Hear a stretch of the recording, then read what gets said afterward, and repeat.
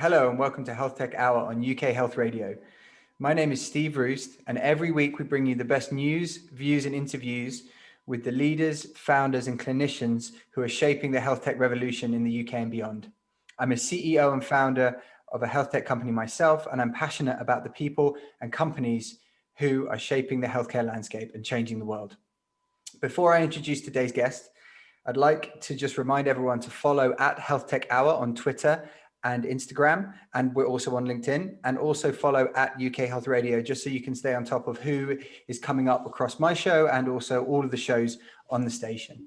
Now, on to today's guest, who has one of the most amazing resumes I think I've ever seen, and it's all true as well, which is a bonus. So Kate Newhouse has won awards at the First Woman Awards and Every Woman in Tech Awards. She was part of the Health Tech Advisory Board at Downing Street, CEO of Doctor Care Anywhere, which was a telemedicine pioneer in the UK, and is currently COO of Kooth, the UK's largest provider of digital mental health services. She's also an investor and a mentor to health tech companies and startups. And in the interest of full disclosure, Kate is an investor in PocDoc, and she has been unbelievably helpful to us. Personally, I've been really excited to get Kate on because she's got some incredible insights from all of her experience in the sector. And as I said, she's been hugely helpful to us. So I'd love to kind of get her on the show and get her views out there amongst the listeners. So welcome, Kate. How are you? I'm very well, thanks, Steve. Thanks for having me. Good. And I think that we can say that this isn't going out live, but that's due to a technical issue. So this is on listen on demand. So apologies for that. But, you know, live radio, what can you do? I ask everyone out the gate, how is the mood in the camp? I know we're in lockdown. So, you know, are you working? Is Kooth still working? What's the mood? Yeah, so Kooth is an online service. So for us, it wasn't a huge transition. Clearly, the tiredness, the difficulties, the balancing personal and professional impacts our entire workforce, and is clearly having a huge impact on the world at large, which then actually impacts us as a service provider. But in terms of us being able to move into the online world, that wasn't a significant shift. So all of our practitioners, clinicians, emotional wellbeing practitioners, they work from home and they work online. Okay. What we have seen, though, is a significant shift in demand for our services and the type of thing that people are presenting with to us. So we at Kooth we're accessible to 5.5 million children, young people and adults across the UK. And over it is significant. And over 2020, we've seen a 20% increase in demand for our services, and then over and above that, the presenting issues in terms of anxiety and loneliness are very significant. Okay, well, we're going to dive into Kooth in detail because I think I think that what's clear from your kind of career is that you've been involved in a number of things that have been trailblazers in the space. One was Doctor Care Anywhere. Kooth is another one, particularly in health tech around digital mental health. So we're going to dive deeper into that in a bit, but the show is generally in 3 parts. So the first part is kind of the origins, which is how you got to be in health tech and what your kind of journey was and your inspiration. And then what you're doing right now, which is where we can dig into Doctor Care Anywhere and into Kooth. And then the final piece is we try and kick around some topics of the day. We try and avoid talking about COVID if we can, because we want to kind of keep the mood up if possible, but it is a bit like a giant elephant in the room that is kind of not really easily avoidable. But so speaking about you, so what was your journey into health tech? How did it kind of come about? Because I know that you weren't always in it. So how did you sort of move into it? I wasn't. So a long while back, I actually read history at university, so you can come in at it from all angles. And so I started off my career in strategy consulting, as lots of people do, but realised that I really liked problem solving, essentially. And then started to, so that was in the noughties, and started to really understand the power of digital. So I started to get a bit of an expertise in that. What was kind of when you were starting out? What was kind of around that was a digital? What kind of phase were we in? So it was the time of e-government. So if you Okay. cast your mind back then, so Tony Blair was really keen and put a lot of money behind, particularly local authorities. Central government came a bit later, but local authorities changing the way that they interacted with residents and businesses. So some of the audience will be old enough to remember that it was incredibly manual and in person. Yeah. Up until kind of mid to late noughties, and in pockets across the public sector still very, very much is.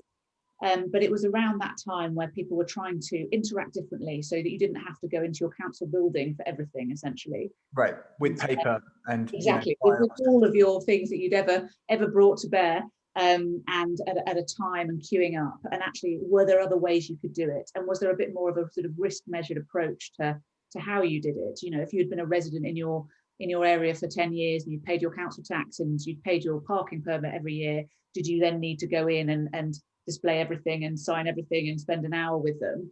Yeah. And actually, was that the best use of your time and indeed the local authority council's time? Yeah. So really thinking about not one size fits all, but a bit more of a personalised digital journey for everybody, but also recognising that particularly then people weren't all digitally enabled as they still. Yeah. What was broadband? Do you remember what broadband penetration was like back then? Very, very low. I think it was mainly still dial-up in the early noughties. Right, which was, I mean, was kind of, I mean, I remember the modems with the diddly diddly did.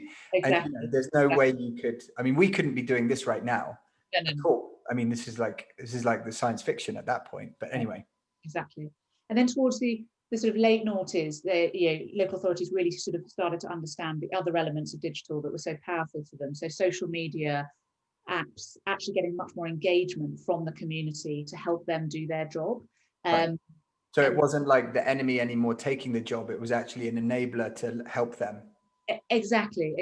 And realizing that actually they could spend their time on the stuff that really mattered rather than the sort of administrative front and back end of that kind of interaction. So I was really kind of deep and involved in that, and really saw the potential of it.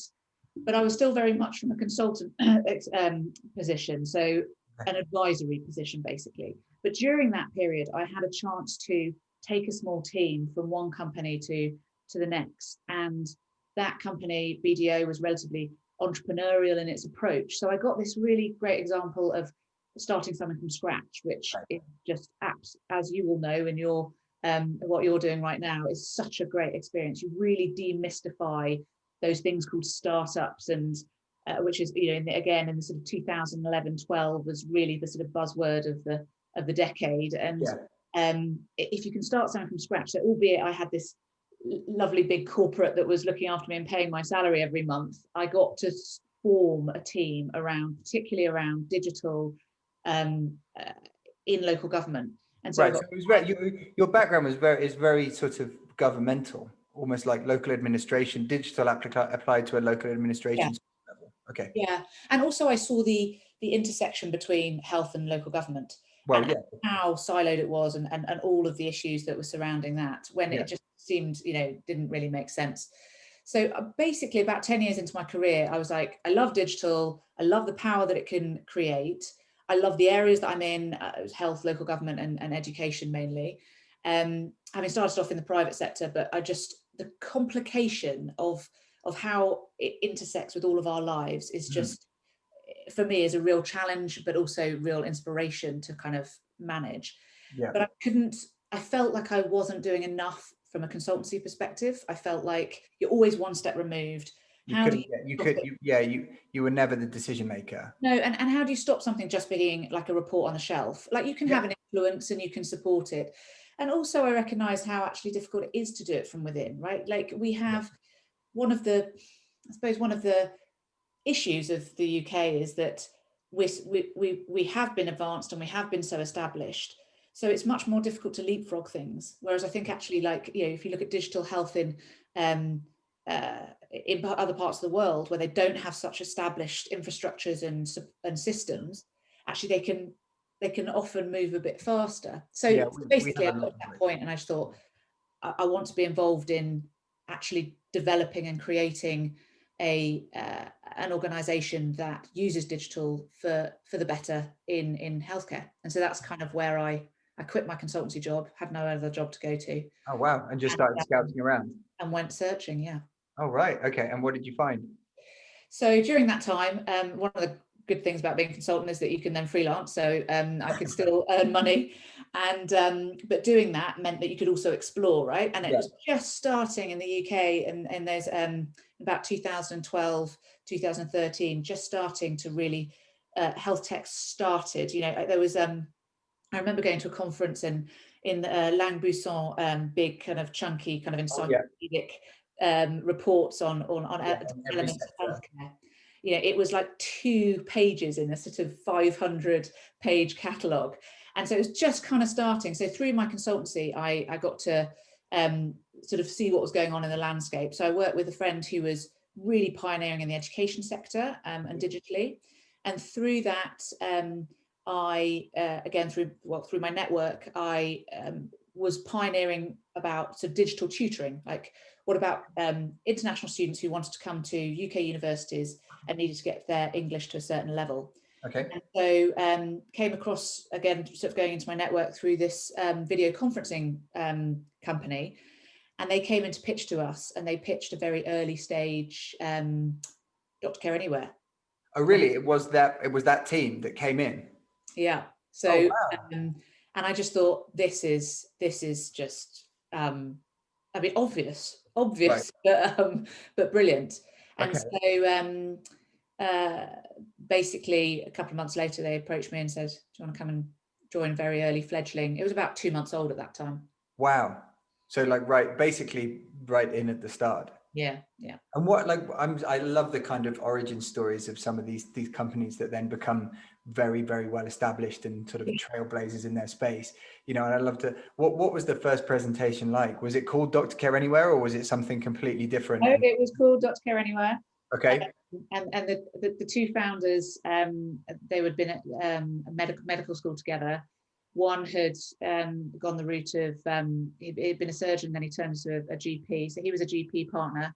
Okay. And the other one had moved out of being in clinical practice and had gone to McKinsey and done a little bit of investing. Mm-hmm. And the 2 came together over, you know, a bottle of wine 10 years later and said there must be a better way to access doctors. And so they then approached this video conferencing software company. And the first presentation was different in that there was an option of one-to-many, which was kind of interesting when you think about. Oh, right, like a kind of a group session. Yeah, when you think about that, and you know, we haven't moved to that point yet in primary care. Well, but, like, would everyone have to have the same problem, or how would that like? Yeah, and it was partly around multidisciplinary teams, which we're not there yet either, but we will be. So, but actually, you know, the original concept, it hasn't changed that much. Right. And was it at the time, was it one of the first or the first in the UK? What, because a few launched kind of at this sort of similar time, maybe, but I don't quite know the order. Yeah, so there were a couple of long-standing, actually, phone GP services. Okay. So, yeah, phone had been used because why not? It was technology that existed. Yeah. But I think in terms of that new wave of video conferencing, of really thinking about, this is a different modality. This is, you know, you have to actually think about the way it's different. So a lot of my work in the noughties was all about, you can't just take an adoption process with the local authority and put it on a PDF and put it on a website, right? I mean, that's obvious now, and we know that, right. But actually at the time, digitization was sort of that. Right. But actually, when you move an in-person GP consultation into an online environment, you have to think about the different way you ask questions, the different way you engage. And so Dr. Care Anywhere was one of the first to really engage on how is it actually different and how do you optimize it. And so that came along with, we were basically the same time as 3 other big players in the market. So most of you will have heard of Babylon and. Yeah, so that's interesting. What was your kind of take on them at the time? Like, did you have a particular view on them, or? So we were tracking very sort of similar timeframes. They raised a lot of money early. Yeah. Care Anywhere did it much more in a sort of a kind of gradual, more organic way. They looked at getting to market through all channels. That they were a great educator in the market, partly because of their funding, so that they could get out there. Whereas I think with Dr. Care Anywhere, we had a bit more of a focused approach. So we look to go via the corporate and insurer route, and very much with a building quality clinical of the actual consultation first. So we really focused on that rather than looking at other elements of the pathway, which Dr. Care Anywhere are getting to now. But yeah, we were a bit more a single track focus at that. And what works? I mean, you mentioned that there are significant differences for video consultation versus in-person consultation, obviously, other than the fact that you're not in person. But what are the things that you realize that people probably wouldn't even anticipate or didn't anticipate? Yeah, so there's lots of things that I'm sure you've been encountering them a lot with PocDoc, in terms of when you shift something and the things that you have to think about, all of the corner cases, essentially. So when you open up access digitally to a service, the assumption, you can't assume that it will be used in the same way that what it's replacing or what it's complementing. Right. Because actually what we found is that you have to put a lot of safeguarding and governance around it in so that you might be aware of the reason that somebody needs an appointment, but actually they're having a heart attack, right? And actually, because they've written that, you need to have the pathways in place to manage that. Whereas if you were just in a GP surgery and they hadn't called you, you wouldn't know. Right. But once you open it's almost, so you almost create more risk by offering the service. Yeah, and you have to just proactively manage it. And that was one of the big issues at the beginning, to change people's behaviours, particularly commissioners, people that were buying the service, because that hadn't been presented, that just had been ignored before because it was hidden. Yes, but it was like it wasn't an issue because it wasn't possible to kind of deal with it. So well, you don't need to deal with it. You didn't call us, so yes, having a heart attack, but you didn't call us. Whereas if you're then booking your appointment and then you put those symptoms in, and that's what it means, or it could mean that, you have to manage that around. So that was a big part, the sort of intellectual clinical governance around it, really important. And then the other thing is about the rapport and the actual quality of the consultation itself. And again, that had been looked at in an in-person setting, but not in a, so it was relatively pioneering to really think about how do you get the best out of somebody and get all those cues that you've relied on. Yes, I mean, I know that now, particularly after the pandemic or during this never-ending pandemic, the provision of services digitally is well, I mean, we have a number of GP advisors at PocDoc, and they say that they've had more kind of change and adoption of digital technologies in the past 9 months than they have in the last 10 years. But sort of back then, when you started, was there kind of a pushback from GPs or from regulators, or from the kind of, were they like, you are crazy, this won't work, or did they get on board relatively quickly? It wasn't as extreme as you are crazy, this won't work. But yeah, did we encounter resistance? Yes. And it's really worth taking the lesson now of where that has just been not pushed aside, but basically worked through rapidly. Yeah. Well, it's having the right incentive, right? Yeah, it's right incentives, but also it makes sense, right? Actually, those areas were not as big as they were put up to be. Yeah. And that's what I was sort of saying a bit earlier about the UK, and it's because we have such a brilliant system, but it's pretty entrenched and established. Yeah. That kind of approach to change and innovation in areas is not as well developed as it could be. And so I think it's really worth us seeing the lessons of the naysayers of certain things now, actually really starting to think about what is a real challenge and what is just that will create a bit of, I'll have to. Exactly. I mean, we've come across it as well, where it's sort of, everyone says, well, wow, that's a great idea. But it'll never work. No, it'll never work. I mean, we when we first started, I mean, again, the world has moved on, and the idea that people should be testing themselves at home for diseases and blood tests and finger pricks and stuff like that, it's not even an issue anymore for us. It's sort of accepted, which is great. But remember, when we started, a lot of the conversations were like, oh my goodness, you'll never get someone to prick their finger. It's never going to happen.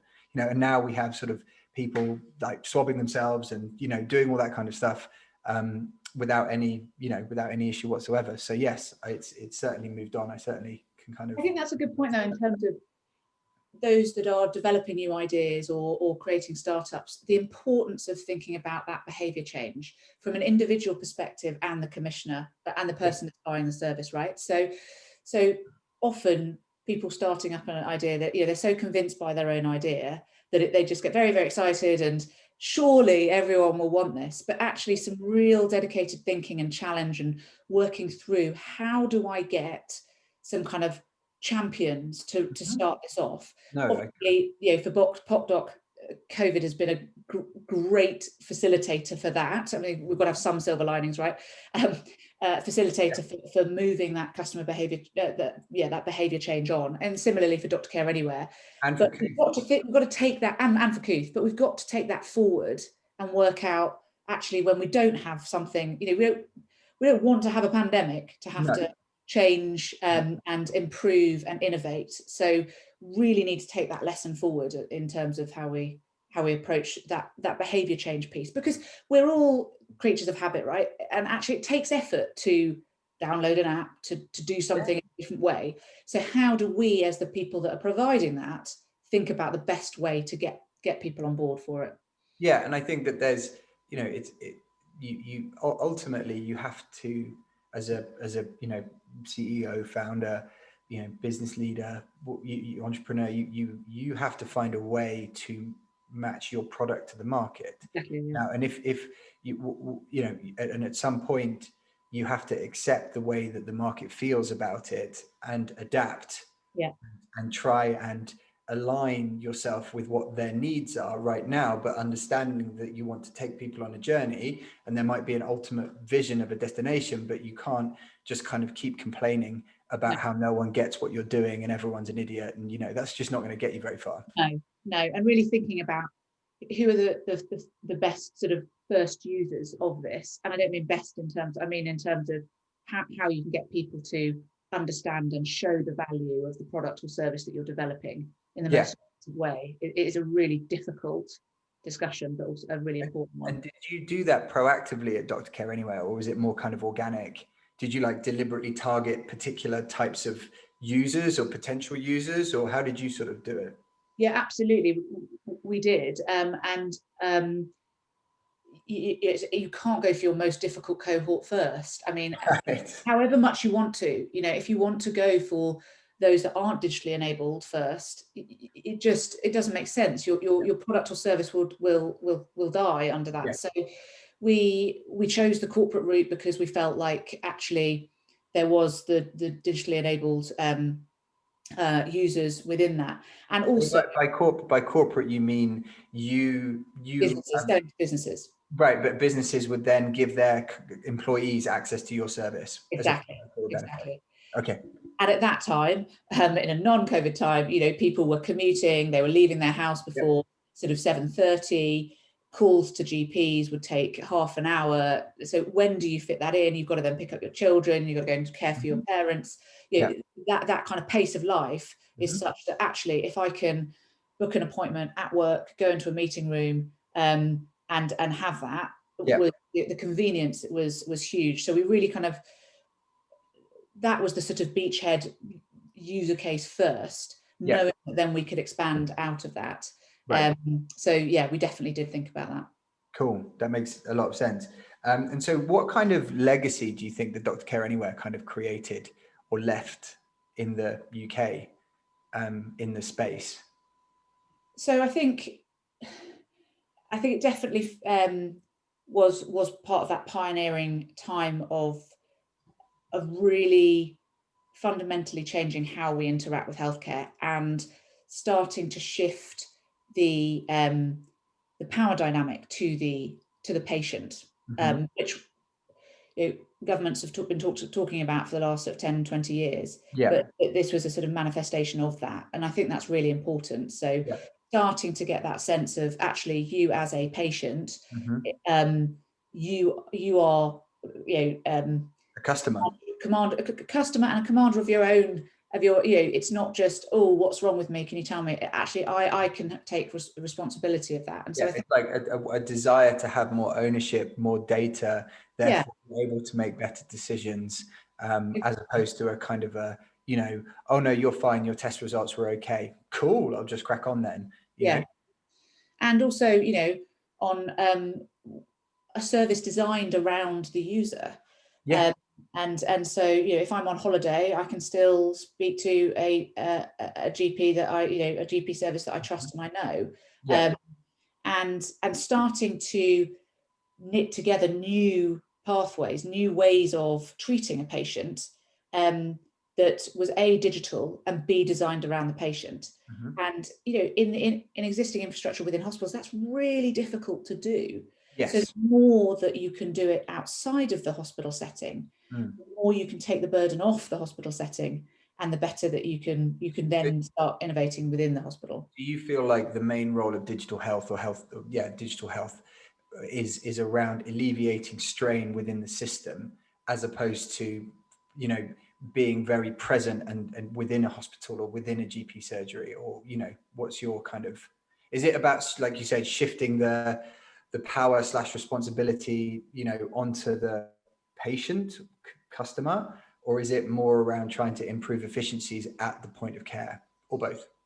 So my experience and my kind of expertise is more outside of the hospital setting. Right. That's not to say that I don't think there's a huge amount of potential of digital health within the hospital setting. I think there is, in terms of record keeping, integration of pathways, outcomes-based approaches, much more kind of multidisciplinary teams, removal of silos.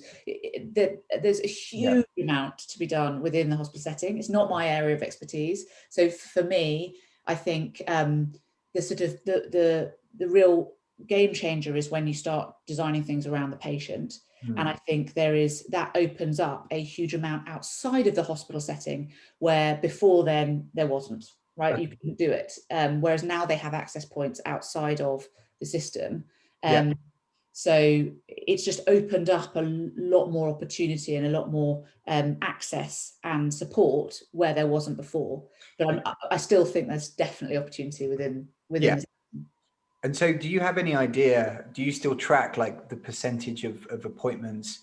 Do you keep an eye on, what's the penetration of telemedicine, telehealth platforms in the UK versus, in-person GP appointments? I'd just be interested. I don't know whether you keep an eye on that, because I don't know I imagine it's obviously gone up through the roof as a result. Last year it went from something like 5% to 80, right. And all GPs, as far as I can work out now, do the first appointment over on the phone, even if it's not telemedicine. Right. So it was an absolute dramatic shift last year, and I don't see it going back. No, I mean, I would agree with that. I think it's one of the things that's going to be here to stay. Yeah. So from one trailblazer to another, let's talk about Kooth. So how did you end up, going from Doctor Care Anywhere to where you are at Kooth? Yeah, so Kooth is amazing in that. So it was a real trailblazer. So I knew of Kooth back in when it was called ZenZone back in 2004, 2005. So when I got into local government consulting, I would write these digital strategies, and for a different London borough or a district council, and it would all be about, how do you become digital? And at the end of, as you do in a consultancy strategy, there'd be case studies, and I would put in the case study of ZenZone, because this was a pioneering service that took a pretty risk-averse area, right? Child mental health, which, by the way, in 2004, 2005, was definitely did not have the profile that it had today. Was it even a thing? What was it? What was not really, right? So mental health as a sort of parity to physical health was coming about in adults, but not really in children. And then to take a very risk-averse service and then to say, actually, let's digitalize this completely, and anonymize it, Mm-hmm. was really sort of innovative and pioneering. So I knew about ZenZone back then. Mm-hmm. It grew organically and as a whole population accessible, in the main at the beginning, children and young person, digital tool access to counsellors and practitioners and their own community. And then in the last 4 or 5 years, that growth has really accelerated. It was acquired by investors in 2015, and then we IPO'd this year. Yeah, I saw. So yeah, as I said, we're accessible to 5.5 million people across the UK, and access to direct access to counsellors, as well as some really important elements such as peer-to-peer interaction and community engagement, discussion boards, forums. So a real place for people to explore how they're feeling on that day, also have therapeutic intervention, but also to get that kind of peer feedback and support as well. Okay, so what I think would be super interesting is just if you could just kind of explain what it does, like when you know, how would someone come across Kooth, like as a potential user, and then what their kind of pathway within the service might be or could be. Yeah. So with particularly our children and young people service, so we're accessible to, for example, Cambridgeshire and Peterborough, where I'm based. Okay.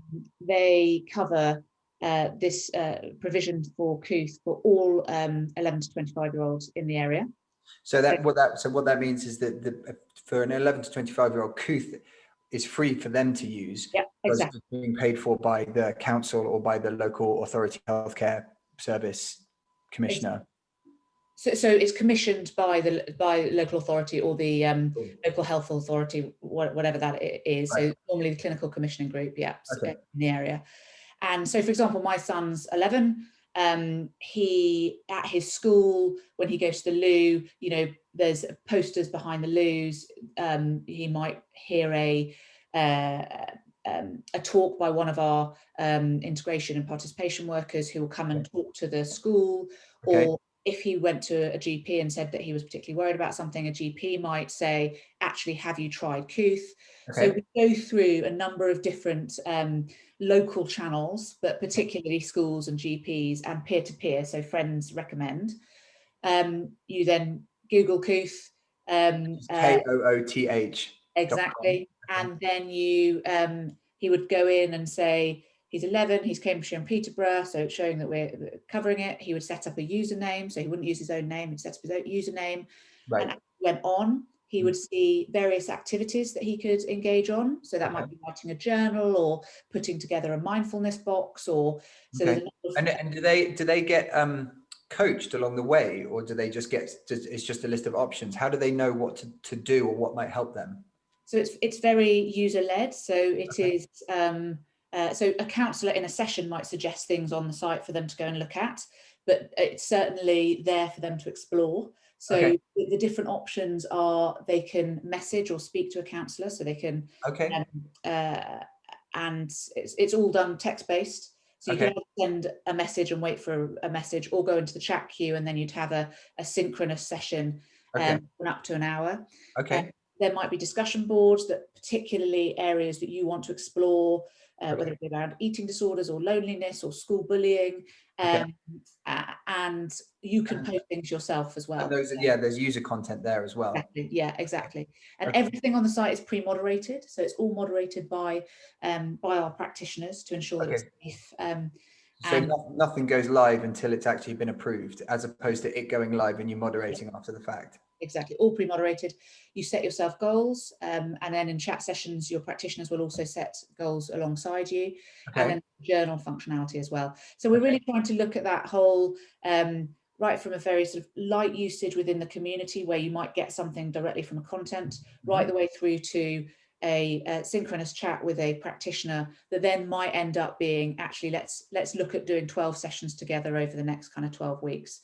So there's really user choice depending on where your needs are at the time. And then going back to your point earlier about when you offer digital services, there's an aspect of risk increase, which means there's more responsibility and greater duty of care. So how do you guys think about that, where you might have people on there or young people on there that may be slightly with slightly less serious problems and slightly more serious problems? How do you guys handle that?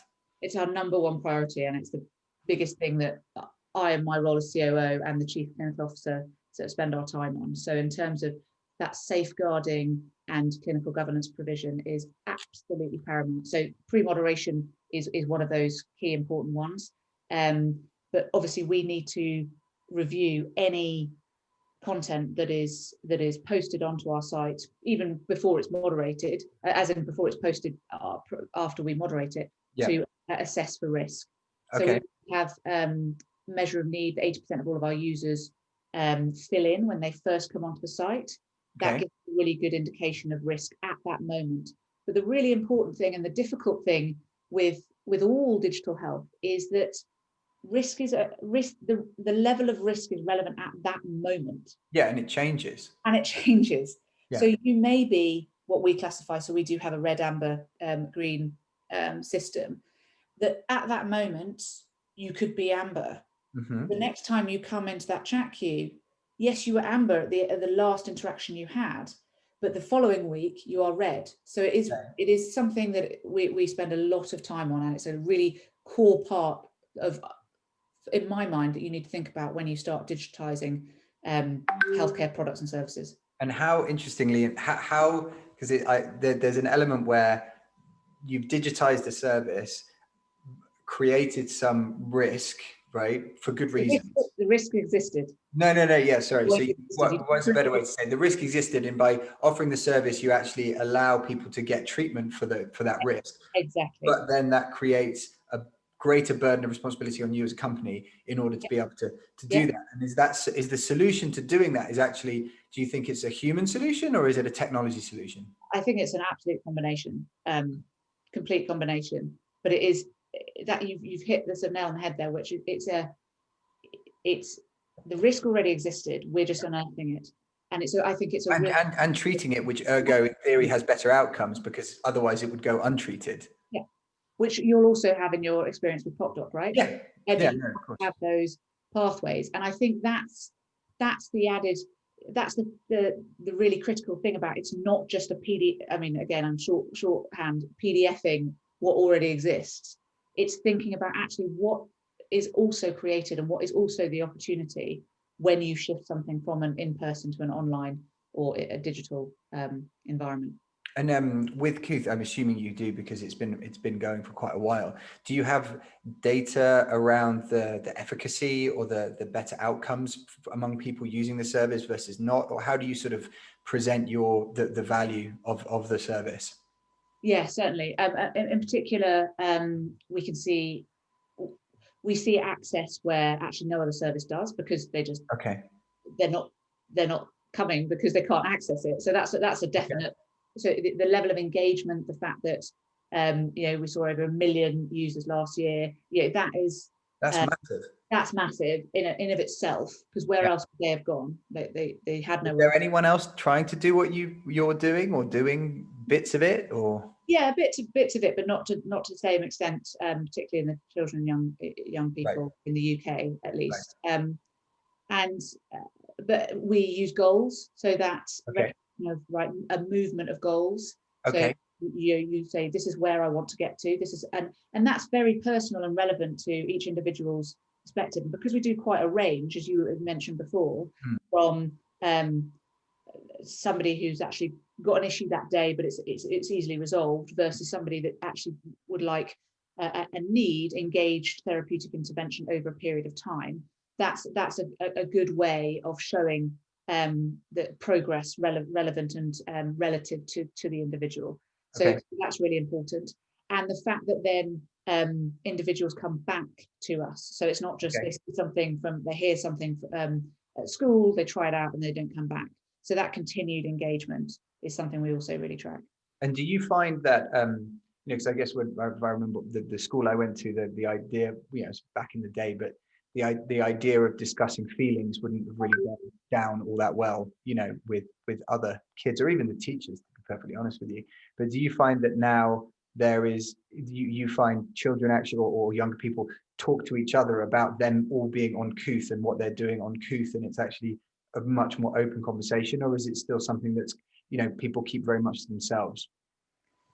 I think when we look at the data around friend recommendation on the platform, Right.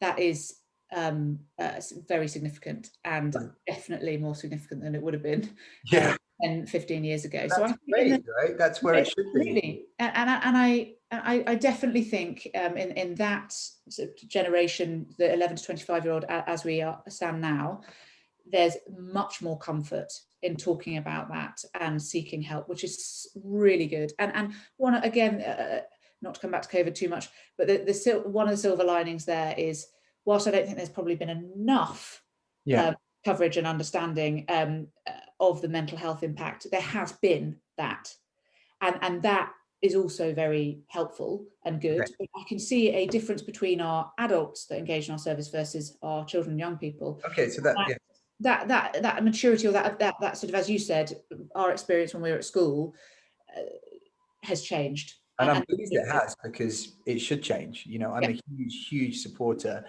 of mental health and taking it seriously. I personally had therapy. I'm a huge fan of being able to have a release valve and be able to talk about that, and I'd recommend it to anybody. So it was interesting that you mentioned adults. So Kooth does have an adult service as well.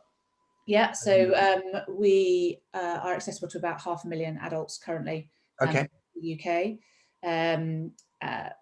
All corners of the UK. It's similar, but there are different aspects to the service. Okay. And we're also accessible to corporates, so to businesses, in the same way we were at Dr. Care Anywhere.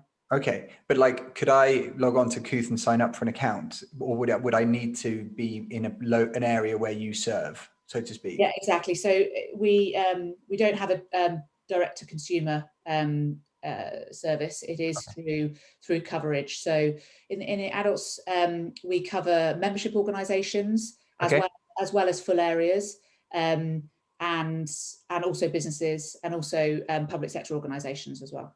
And I assume it's slightly different. The adult service is slightly different in content and structure, or is it largely similar? So content, obviously very different. And if there's particular groups with particular issues, we'll hone in more on that. Okay. But in terms of that user choice, anonymity, community engagement piece, and the peer-to-peer kind of support and learning, that those are still integral, as is the longer term therapeutic intervention as well. So kind of core elements are the same, but there are definite tweaks between the two. Okay, and then so one more question on this, and then I think we can switch to the more kind of future facing stuff. But one thing that you mentioned, I wanted to pick up on, which is, I guess, more amongst adults maybe, but also with your younger kind of users. If you feel, or a moderator or someone in your organization feels that someone would benefit from, more treatment, as in from a physician or from a clinician or anything like that, how does that then get triaged? Yeah, it's really important for us, and coming back to that risk element and understanding, and this is again a core tenet with Dr. Care Anywhere. What can you do and what can you not do? Right. It's really important as a digital service to know where your boundaries lie and at what point you're handing over. And that integration into other pathways is so important. So with each area or contract or organisation with whom we work, we're really clear on what are the handover points, what are the handoff points. So two elements. I mean, it's relevant as relevant for the adult and the children's service is if there's an escalation needed, if it needs higher intervention or critical intervention quickly, then we have the pathway set out for that. Okay. And we will know on each individual basis where is that referral onto, either from is that one of the reasons why you've chosen to go down a path of integrating with the local authorities, so that you have that pathway embedded? It's not necessarily one of the reasons. I think with any organisation that we would do that, that would be something that we'd have to have in place. That's part of our model, that we want to know what is it that, either from a time pressing kind of crisis scenario, or from actually there needs to be something else, or it could be step down stuff, which is actually what are the local I mean, again, COVID non-permitting, but meetups in the area, because you as a parent of a young child, what are the early years provision, and we'd recommend you to do that, or the things that are around the support that you get from Kooth. Okay, so let's just quickly touch on mental health in COVID, because I think it's sort of unavoidable. It's definitely one of the things that has been discussed about quite extensively. So in your opinion, what do we definitely know has been the impact of COVID and the pandemic on mental health, and what do we suspect will be the impact or could be the future impact, particularly on younger people? So I can talk pretty convincingly on what we can see right now. I think predicting the future from a clinical perspective, I would probably pull back from that, given I'm not clinical. I'd ask my chief clinical perspective. But I think from what we have seen, we can already see, for example, sleep difficulties up 262% on the previous year, eating difficulties up 104%, self-harm, suicidal thought up nearly 40%, loneliness up 55%. And then when we look at service users from Black and non-white backgrounds, we see higher levels of self-harm, suicidal thoughts, depression, and anxiety. So that's sobering. It's significant, it's immediate, and it's widespread. Wow. Yeah. And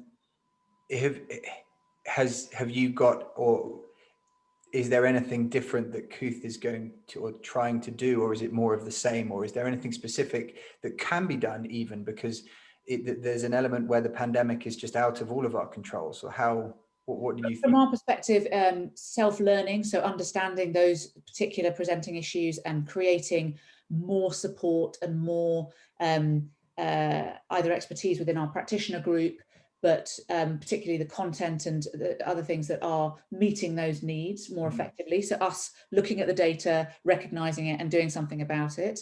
Particularly for Black and non-white backgrounds, we have an initiative in 2021. How do we better engage those groups? And then not only engage, but then how, once they're with us on the platform, how do we better meet their needs? So I think an awareness and an acceptance and a acknowledgement of the data that is there is really important. In terms of longer term and wider reaching, that requires an entire kind of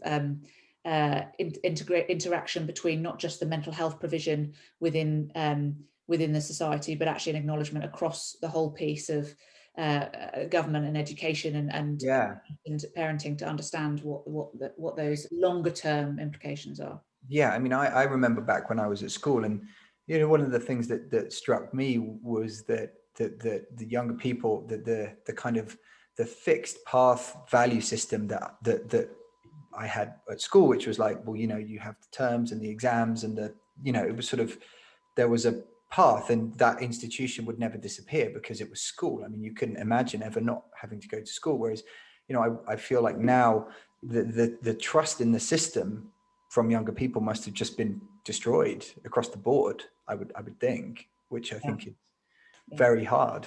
Yeah. And also access into the job, those coming out of school and going into university or higher education or the job market, is really uncertain, unclear how long the impact's going to be.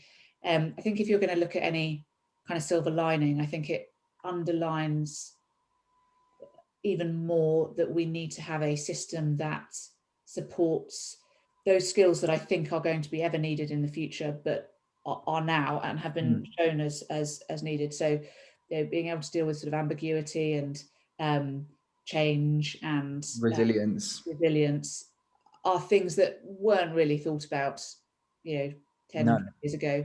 And I think we as sort of society members need to think about actually how do we educate our next generation in those things, because not only will the job market require it, because I can't remember what the stat is, but however many % of jobs will not exist in 15 years time because of digital sort of revolution. But that's not COVID related. That's just that's not COVID related at all. Progress. Then you add a global pandemic, and it's the same skills that you need. Yeah. So I think the combination of those two means that from an educational perspective and a societal perspective, we need to recognise that we all need to be better at those pretty quickly. Yeah. I mean, there was something interesting that I read a while back, which was around one of the I guess sort of in the most recent generation of parents, there's been a move or kind of a potential move away from trying to make life as easy for your children as possible, because that actually has an inverse effect on their ability to cope with future problems. Yeah. Because it removes all of those little tiny knockbacks. It's not like you need to, I don't know, lock them outside at night. No, managed challenge, I think, is probably. Yeah, we're right. Managed challenge, which I think is sort of what you're Yeah. getting at, which makes total sense. Yeah. So let's talk about with the UK. I know that you're based in Cambridge. Is Kooth in Cambridge? No, it's in London and Manchester. Okay, cool. It's everywhere. We're national. Yeah. So and we're based in Cambridge as well. And last week we had Dan Rook on, who is the co-founder of something called Start Code On, which is, I think you know them, they're a health tech accelerator based out of Cambridge. Anyway, he was talking about Cambridge being the epicenter of health tech in Europe. But I don't want to kind of pin it on Cambridge, but do you think that the UK is a particularly special place for health tech and life science innovation right now? Or how do you see its role in Europe and the wider world? Life science innovation, I'd say absolutely. I think we have a huge opportunity. We've got huge strength from the academic and the laboratory perspective. If you look across Cambridge and Imperial and Oxford and other key hubs across the UK, we have a healthcare system that's respected around the world. I think, let's not beat around the bush, and that there are barriers to getting innovation in terms of products and services. Not necessarily the sharp end of life sciences. I think actually there's been a lot of work done there in terms of getting that through testing and trialing and into markets. When we talk about life sciences, we're talking about drug discovery and and genome stuff, and things that require labs, right? Yeah.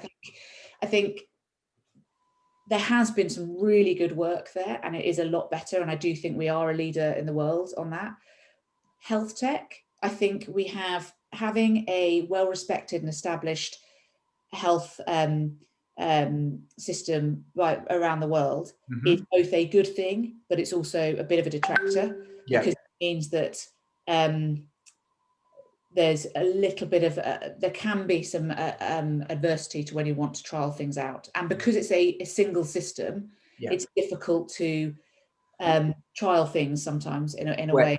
It's the NHS is sort of one of the most incredible organizations in the world, but it also can be quite hard to I think it's like it's obviously one entity, but it's not, it's hundreds if not thousands of different entities, but sometimes it's one entity and sometimes it's not one entity, and it's very difficult to kind of navigate through that, and because you need what companies want, what innovators want is adoption at scale, but there is no one route into the NHS to manage that. So you end up having to go through the hundreds and thousands of different routes to try and sort of cobble that together. So yeah, it's hard, but it's sort of unavoidable. But Kooth seems to have managed it very successfly.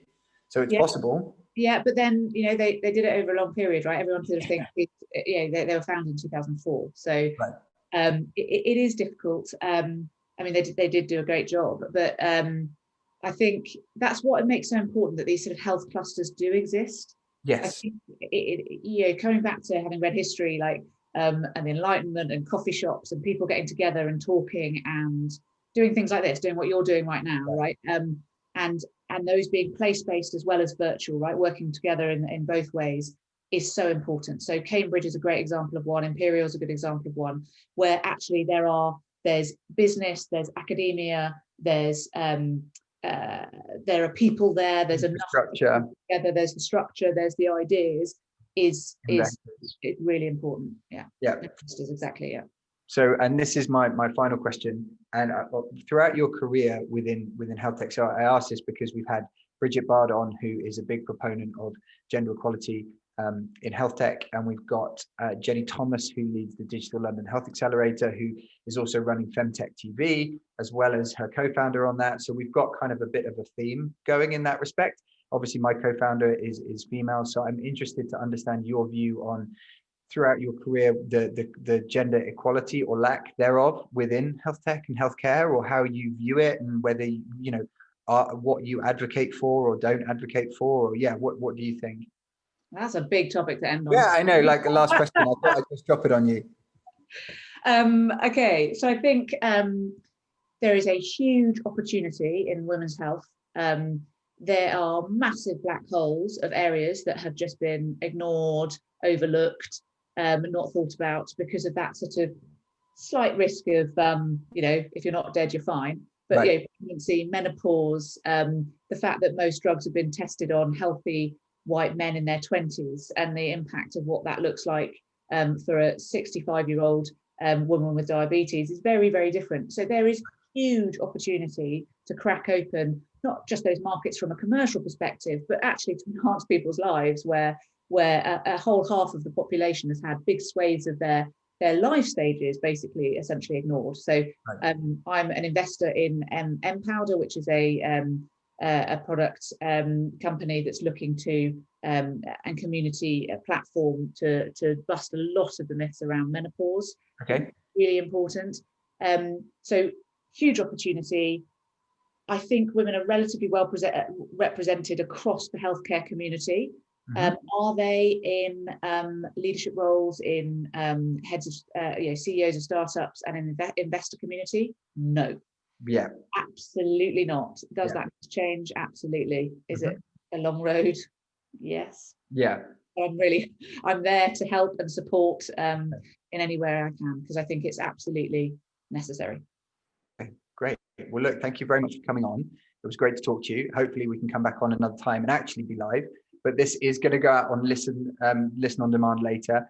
And next week we've got Catherine Folken from Femtech Insider next week, and the co-founder of Perla. So that would be good. Anyway, thank you very much, Kate. Much appreciated. Thanks, Steve. Bye-bye. Bye-bye.